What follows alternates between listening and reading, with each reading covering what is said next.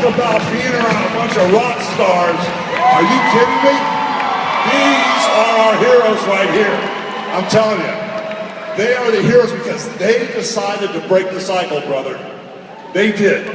You know, you can wake up every morning, sometimes like I used to do, eating at midnight, 1, 2 o'clock in the morning, wake up with your belly bigger than it was before you went to bed, look at yourself in the mirror, and be totally disgusted with yourself.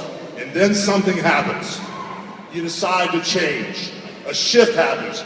You wake up in the morning, you put your feet on the ground, and you realize I want to have respect for myself. You know, I want to be perfect health. I want to be in perfect shape, and you break the cycle. That's the final vision. That's what these people did here. These guys are superstars because they made that decision to break the cycle. You just don't lose 100 pounds talking about it. I mean, they lost 100 pounds because they did something about it. So I want you guys, one more time, let's hear it for our heroes.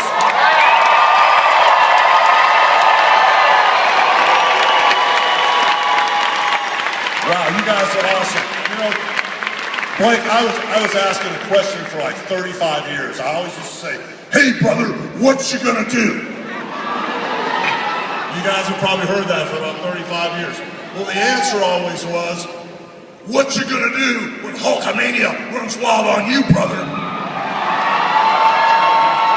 And it worked, because for 35 years, that's right, brother, for 35 years, I didn't only just wrestle in the United States. I wrestled in every foreign country. I went worldwide, and every time I'd get to a different country, I would say, what you gonna do when Hulkamania runs wild with you? And then I'd take the bad guy in the ring, and I'd beat the bad guy up. I'd get my hand raised in victory, and I took off, rode off into the sunset. And a lot of wrestling fans said, well, you know, Hulk Hogan's almost 60 years old, a couple weeks.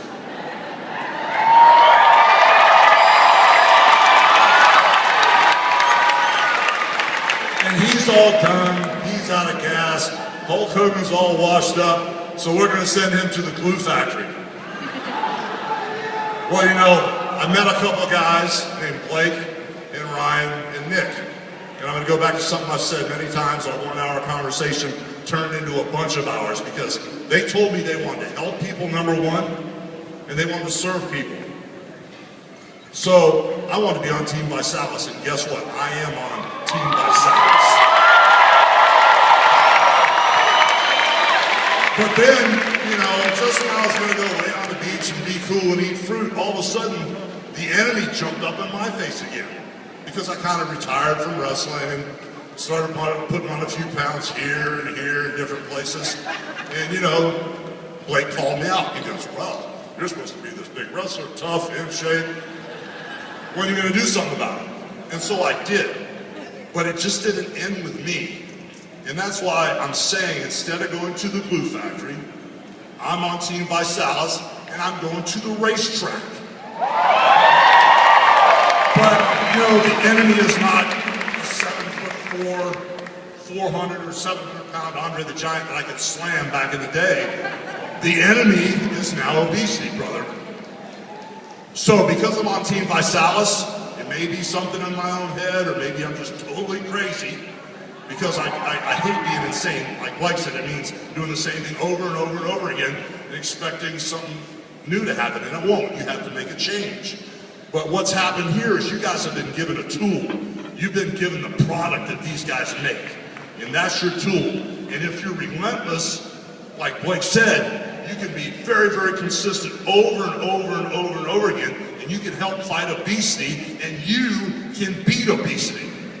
So now that I'm on Team Visalis, now that I've got an enemy in front of me, I'm gonna go to everywhere these guys go. I don't care where they go, I'm gonna go with them. You wanna go fight obesity in the UK?